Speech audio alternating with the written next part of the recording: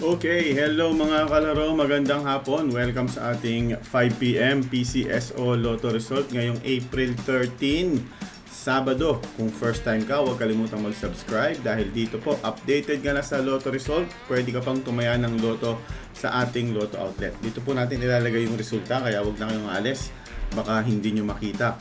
So, meron po tayong Lotto Outlet sa Facebook. Kung gusto nyo pong tumaya ng Lotto online, pwede na po kayong mag-message dito sa ating Facebook page, K3 Taya Tayo Lotto.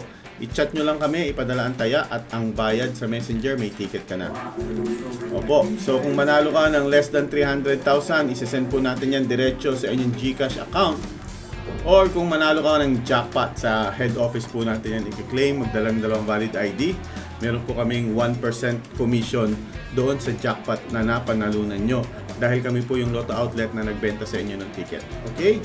So, yung mga tumaya, thank you very much. Sana po manalo kayo. Yung hindi pa nakakataya, madali lang. I-message nyo na kami sa Facebook. K3 Taya Tayo Lotto, 7 AM hanggang 8 PM. Okay? So, ilagay na natin yung mga nabunot na number ngayong alas 5. Check your tickets. Sana nanalo ka.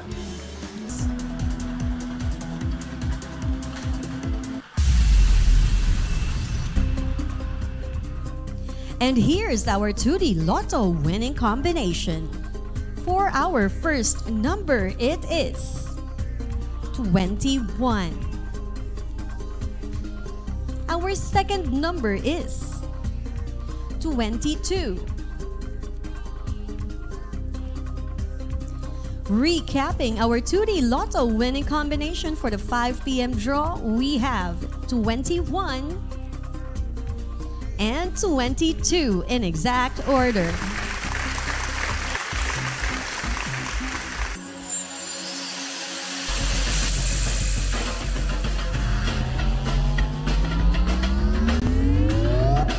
M, 5 PM and 9 PM.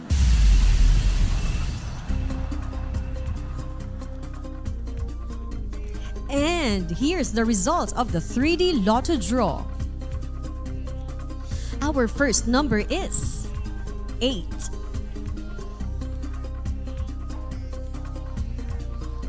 Our second number is 6.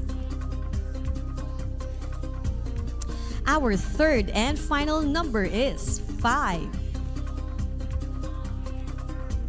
Again, our 3D Lotto winning combination